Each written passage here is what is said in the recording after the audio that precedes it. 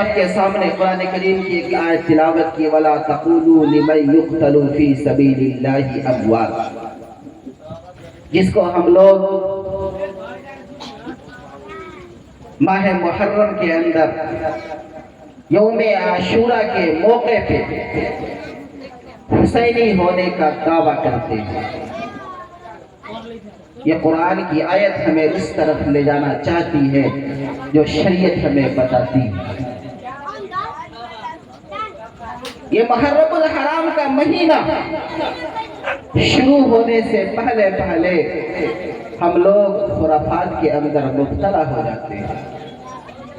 محرم کا مہینہ شروع نہیں ہوتا کہ ہم ڈھول اور تاشے اور خرافات کرنے ہم شروع کر دیتے ہیں، یہاں تک کہ اسی اثنا میں ماہ محرم الحرام شروع ہو جاتا ہے اور ہم لوگ ماہ محرم الحرام اور یوم عاشورہ کو جس چیز سے ہم جانتے ہیں وہ ہم لوگ کر رہے ہیں، اور ہماری شریعت کیا کہتی ہے ہمارا ذہن اس کے طرف مبذول نہیں ہوتا، یا ہم جاننے کے باوجود ہم اپنے نفس کی پیروی اور نفس کو خوش کرنے کے ہم عادی بن گئے ہیں۔ یوم عاشورہ کے نام پر لوگ نہ جانے کیا کیا کرتے ہیں۔ اتعبدون ما تنحتون، لوگ یوم عاشورہ اسے بولتے ہیں کہ اسے ایک تعزیہ بنایا جائے، اور تعزیہ بنا کر ہم ڈھول اور تاشے کے ساتھ 10 محرم کو ہم کربلا کے میدان میں کھیل لیتے ہیں۔ اسی کا نام عاشورہ ہے، یوم عاشورہ ہے، اور اسی کو محرم بولتے ہیں۔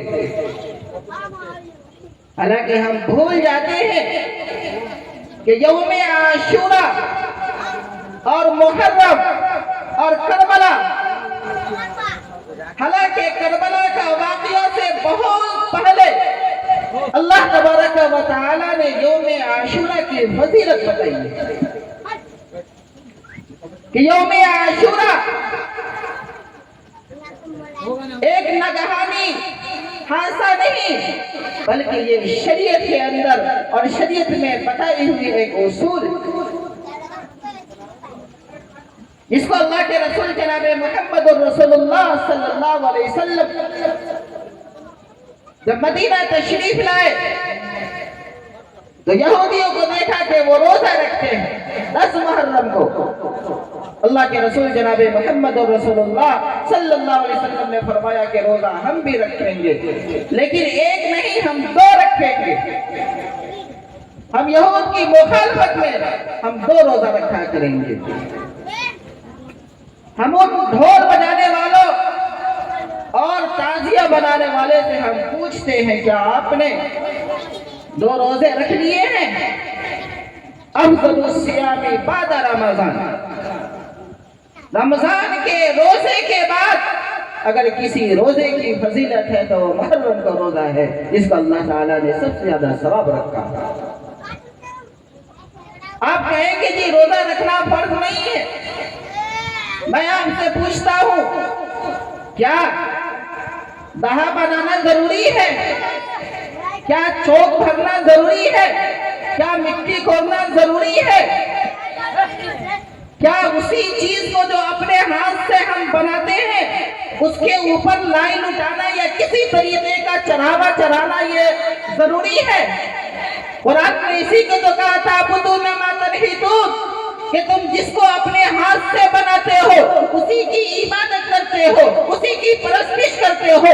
یہی کام تو غیر کرتے ہیں تو وہ غیر ہو گئے، اسی کام کو ہم کرتے ہیں، اپنے ہاتھ سے اس طرح کو بناتے ہیں، اس اکھاڑا کو بناتے ہیں، پھر اس کے اوپر کنواں چاہے رسگلہ، چاہے اس کے اوپر مٹھائی یا جو بھی اشیاء یا جو بھی پکوان پکتے ہیں ہم اس کو اوپر چڑھاتے ہیں، لائی کو لوٹاتے ہیں یا دیگر جو بھی اشیاء ہے ہم اسے لوٹاتے ہیں، تو ہم مسلمان بن گئے اور وہ غیر مسلمان گئے۔ یہ کہاں کا انصاف ہے؟ اتعبدون ما تنحتون کا مطلب کیا ہوتا ہے؟ وہ بھی خود کو اپنے ہاتھ سے بناتے ہیں، اس کو بھی نقشہ دیتے ہیں، اس کو بھی آنکھ بناتے ہیں، ناک بنتی ہے اور بہت سارے چیز بنا کر اس کو بھی تیار کر دیتے ہیں، پھر اس کے سامنے مٹھائی رکھتے ہیں، اس کو چڑھاوا چلتے ہیں، اس کی عبادت کرتے ہیں۔ کیا چوک بھرنا یہ عبادت نہیں؟ کیا اس کے اوپر لائی پھینکنا یا طرح طرح کی چیزوں کرنا، کیا اس کے ساتھ یہ بدعت کرنا، خرافات کرنا، یہ کہاں کا مناسب طریقہ ہے؟ میرے دوستو، آپ کہتے ہیں کہ جی ہم روزہ نہیں رکھ سکتے، تو جی آپ روزہ نہیں رکھ سکتے تو کم سے کم آپ گناہ بھی تو نہ کریں۔ اگر آپ ثواب نہیں کما سکتے ہیں تو آپ گناہ بھی نہ کریں۔ آپ روزہ نہیں رکھ سکتے تو حرام خوری نہ کرے، نشہ خوری نہ کرے، شراب نوشی نہ کرے، طرح طرح کی نشہ خوری کا ہم سیون نہ کریں۔ اور میں آپ کو بتا دوں کہ محرم کیا ہے؟ محرم کس چیز کا نام ہے؟ ایک طرف تو جب سے چاند نکل جاتا ہے اس دن سے ہم کوئی شادی نہیں کرتے، ہم کوئی رخصتی نہیں کرتے، ہم کوئی اچھا کام نہیں کرتے کہ شادی کی تاریخ آئے گی، نہیں، محرم کے بعد تیجا میں کریں گے، کوئی رخصتی کی بات آئے گی نہیں، تیجا میں ہوگا، تیجا کے محرم کے بعد ہوگا، جو بھی شبھ کام ہوگا، جو بھی اچھا کام ہوگا، پتوہوں کو بھیجنا ہے، پتوہوں کو بلانا ہے، بیٹی کو رخصت کرنا ہے، بیٹی کو بلانا ہے۔ کب؟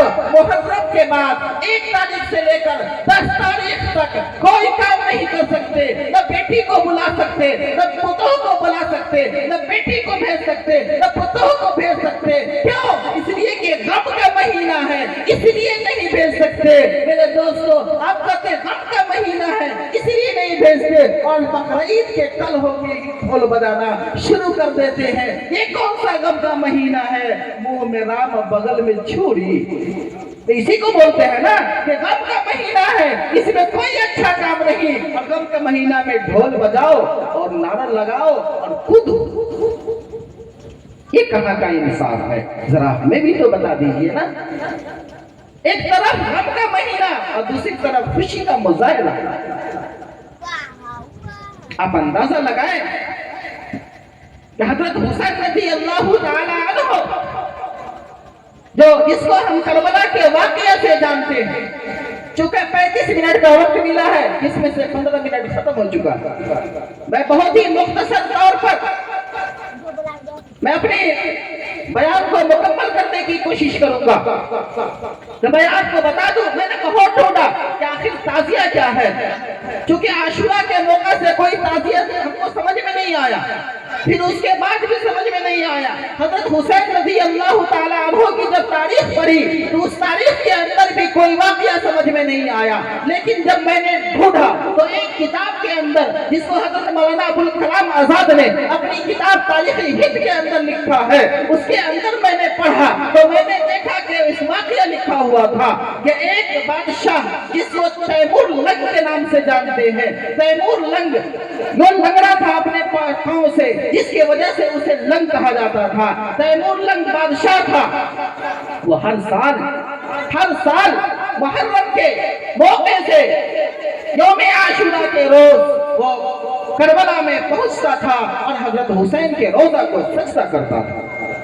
ایک روز بہت زیادہ بیمار ہو گیا، اس کے اندر چلنے کی طاقت نہ رہی، اس کی صحت سلامت نہ رہی، جس کی وجہ سے وہ چل نہ سکا۔ وہ پریشان ہو گیا کہ آخر کیا کیا جائے کہ ہمارے دل کے بھراس مٹ سکے، ہم حضرت حسین کے روضہ کا سجدہ کر سکے، ہم زیارت کر سکے۔ چنانچہ انہوں نے اپنے وزراء کو بلایا اور بلا کر انہوں نے مشورہ کیا کہ آخر کیا کرنا چاہیے، آپ لوگ مشورہ کرو، کوئی تدبیر بتاؤ اور ہمیں کوئی فیصلہ کن بات کرو۔ چنانچہ ایک وزیر بہت ہوشیار تھا، انہوں نے کہا حضور، جس کو ہم لوگ کرتے آ رہے ہیں، حضور ایک تدبیر ہمارے ذہن کے اندر آ رہی ہے، ایک بات ہمیں سمجھ میں آ رہی ہے، میں بتاؤں؟ انہوں نے کہا بالکل بتاؤ۔ انہوں نے کہا حضور میں ایک کام کرتا ہوں، حضرت حسین رضی اللہ تعالی عنہ کے ہو بہو ان کے روزے کی طرح میں بنا کر آپ کے سامنے لا دیتا ہوں، آپ اس کو سجدہ کر لیجئے گا، آپ کو جو چڑھانا ہوگا آپ چڑھا لیں گے، چڑھا لیں گے آپ۔ انہوں نے کہا بہت اچھی باتیں کر رہے ہو تم، ایسا ہی کرو۔ چنانچہ وہ وزیر ہو بہو حضرت حسین رضی اللہ تعالیٰ عنہ کے روزہ کی شکل جیسے بالکل بنا کر، چاہے جس چیز سے بھی بنائے، بانس سے بنائے، لکڑی سے بنائے، جس چیز سے بھی بنائے، بنا کر سامنے پیش کیا۔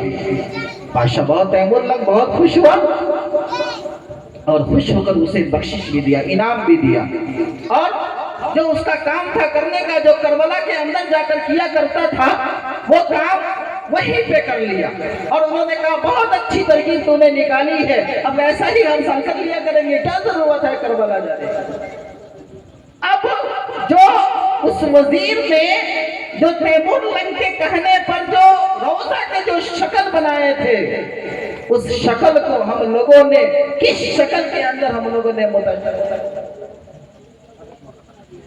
کس شکل میں، کوئی ہاتھی والا، کوئی گھوڑا والا، تو کوئی دم والا، تو کوئی بغیر دم والا، اور کہیں کہیں تو دیکھنا پڑا کہ اب ایک گھوڑا کو ایک آدمی کو چلا دیا جی حسین والا ہو گیا۔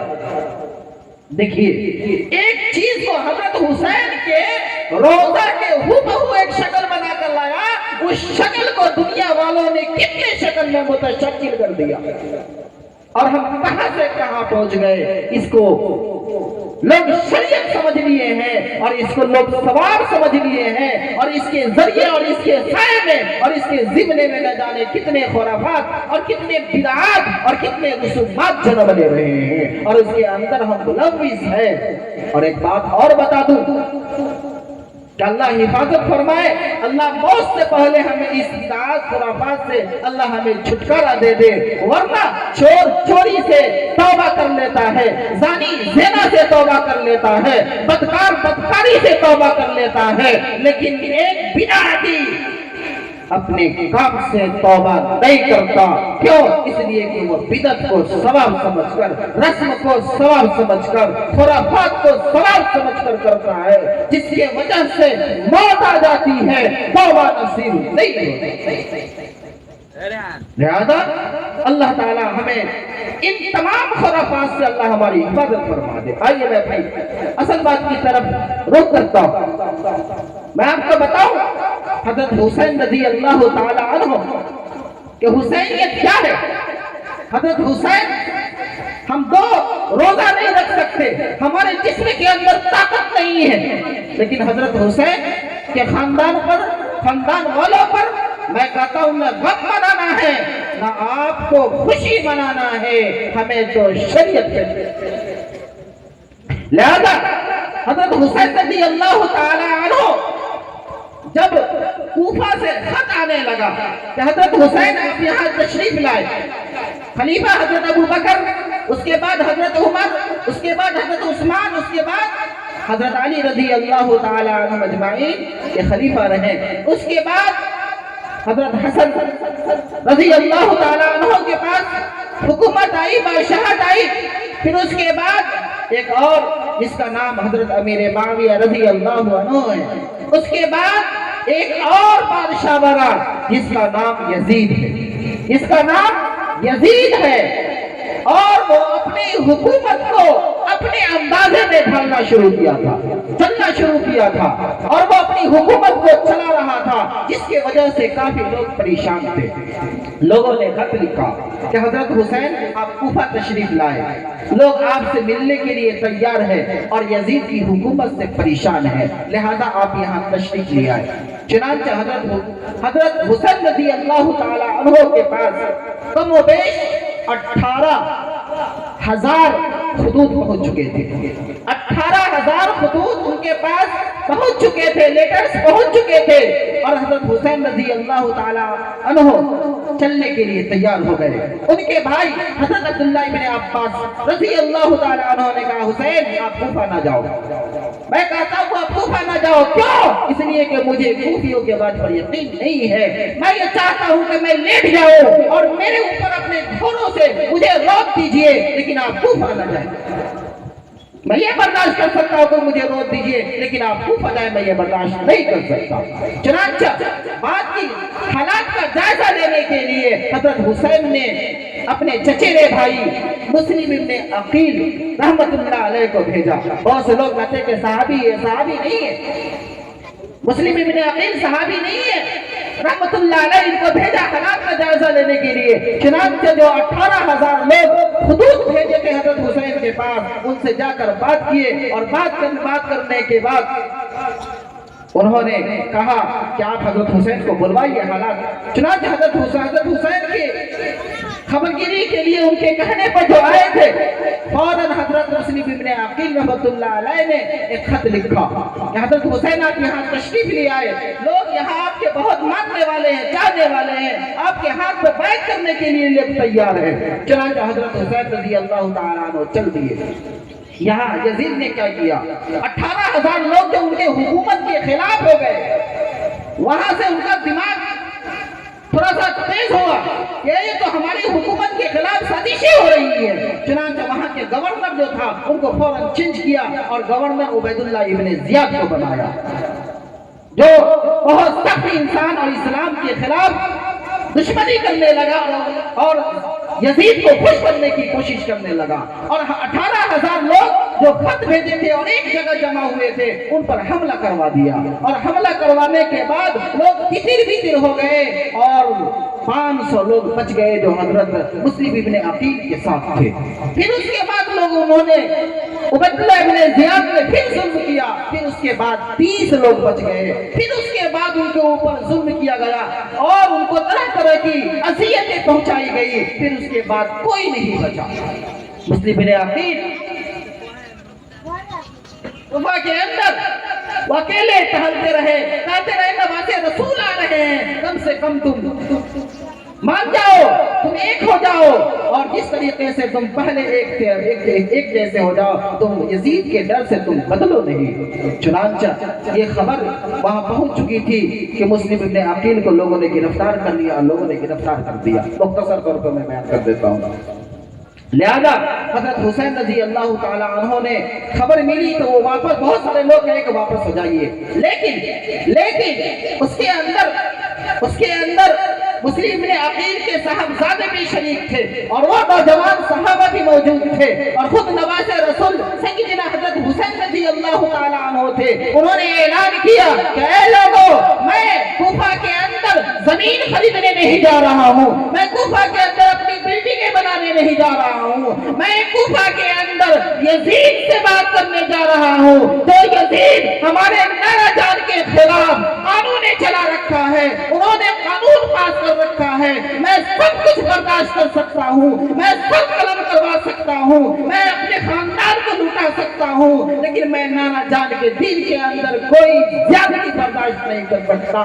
मर्द हक बातिल से हरगिज खौफ खा सकता नहीं, सर कटा सकता है लेकिन सर झुका सकता नहीं। नारा लगाए और आगे बढ़े। आगे बढ़ने के बाद वहां देखे तो मुस्लिम इब्ने अकील का कत्ल भी हो चुका है। मुख्तसर तौर पर बयान करना मैं नहीं बताऊंगा कि उसे कैसे कत्ल किया गया। पीछे से खबर आ रही है कि बात खत्म की जाए। चुनांचे हजरत हुसैन रज़ी अल्लाह तआला अन्हु करबला पहुंचे, कूफा नहीं, करबला पहुंचे तो उबैदुल्लाह इब्ने जियाद जो कूफा के गवर्नर है, उन्होंने चारों तरफ से फौज से करबला का उन्होंने घेराव कर दिया और हुसैन रज़ी अल्लाह तआला अन्हु के पूरे खानदान जो 72 आदमियों पे मुश्तमिल थे उनको अपने नरगे में ले लिया। हजरत हुसैन ने कहा कि 3 बातें उन्होंने कही कि मुझे 3 बातें बताओ, मुझे 3 बात की इजाजत दो, या तो मुझे लौटने दो, मुझे मक्का लौटने दो, या तो मुझे यजीद से बात कराओ, या फिर मुझे कोई इस्लामी सरहद पे मुझे जाने दो। चुनांचे कहा नहीं, ये तीनों में से कोई नहीं मानी जाएगी।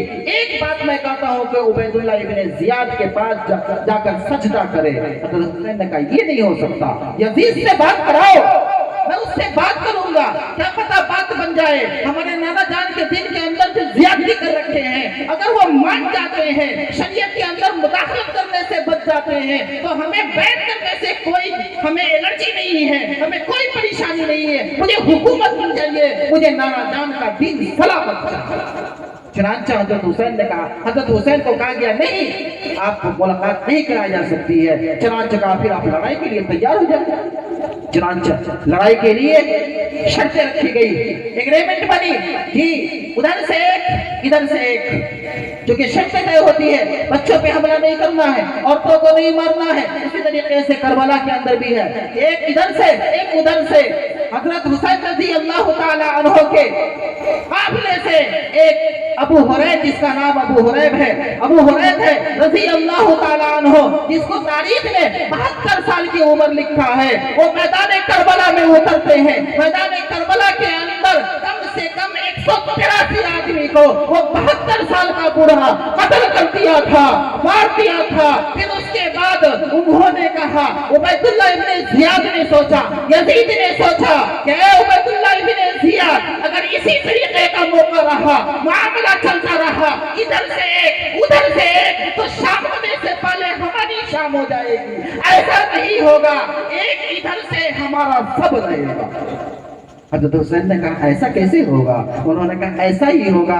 حضرت حسین مرتا کیا نہ کرتا، ان کی شرطوں کو انہوں نے مانا۔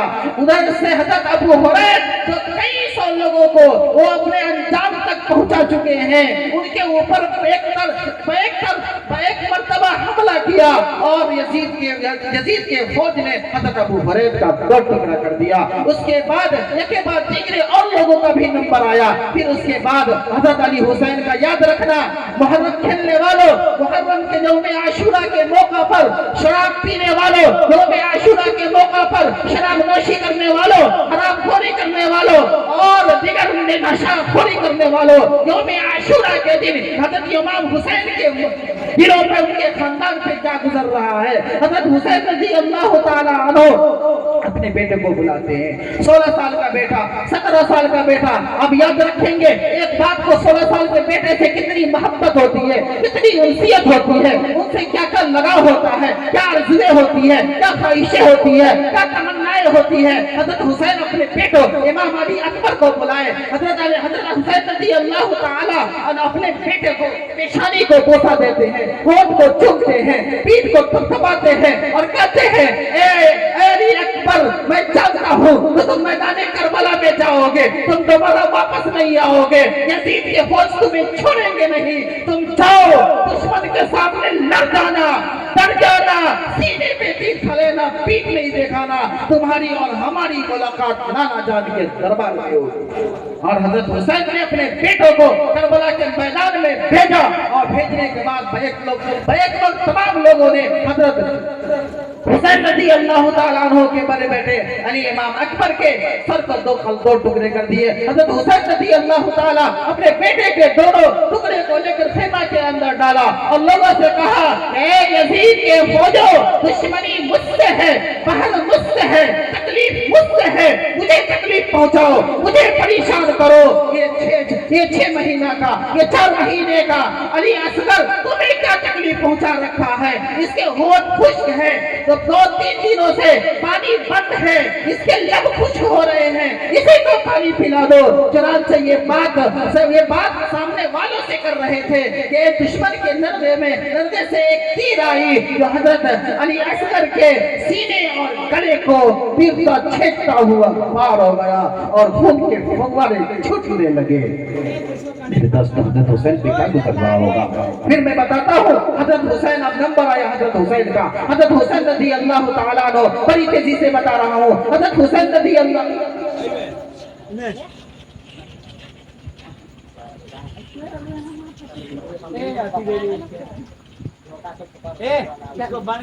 حضرت حسین رضی اللہ تعالیٰ عنہ،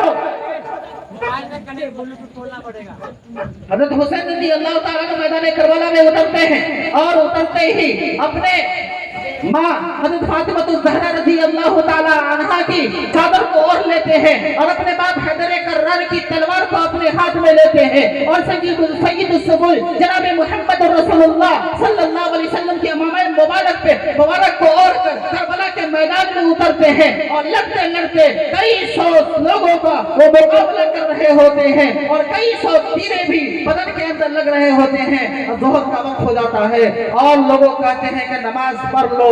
वहां से उधर से आवाज आती है कि नहीं, तुम्हें पढ़ना है, तुम्हें पढ़ लो, हमें जरूरत नहीं है। और हज़रत हुसैन रज़ी अल्लाह ताला अन्हो वो नमाज के लिए चलते हैं, सजदा करते हैं। दुश्मनों को ऊपर खौफ तारी था, रोब तारी था कि हुसैन का मुकाबला मैदान में नहीं कर सकते हो। अगर इसे करना हो, मारना होगा तो छल से मार सकते हो, धोखा से मार सकते हो, वरना हम में से किसी का माँ ने, किसी की माँ ने दूध नहीं पिलाया है तो हज़रत हुसैन को तुम करबला के मैदान में शेर कर सकते हो। हाँ, क्यों? इसलिए कि उसके जिस्म पर वो चादर तरी हुई है जो सकीदा हज़रत फातिमा ज़हरा रज़ी अल्लाह ताला अन्हा की है। उसकी चादर को कोई छीन नहीं सकता। उसके हाथ में वो तलवार है जिस तलवार को हज़रत अली हैदर कर्रार रज़ी अल्लाह ताला अन्हु चलाया करते थे। उसके धार को खुद नहीं कर सकते। उसके सर पे वो अमामा मुबारक है जो जनाब मुहम्मद रसूलुल्लाह सल्लल्लाहु अलैहि वसल्लम ओढ़ा करते थे, रखा करते थे। उनके अमामा को नहीं गिरा सकते हो। लिहाजा सजदे के अंदर मौका गनीमत है, मारो। लोगों ने मारा और सर कलम कर दिया। और मौलाना अबुल कलाम आजाद जो हमारे देश के प्रथम शिक्षा मंत्री है, उन्होंने अपनी किताब के अंदर लिखा है कि उनके सर को भाले के नोक पर रखकर या हुसैन का नारा लगाया था। हम लोग मुहर्रम के मौके से 10 मुहर्रम से या अली और या हुसैन का कितने मजे से नारा लगाते हैं। मैं आपको कहता हूँ, क्या दुश्मनी है हजरत हुसैन से?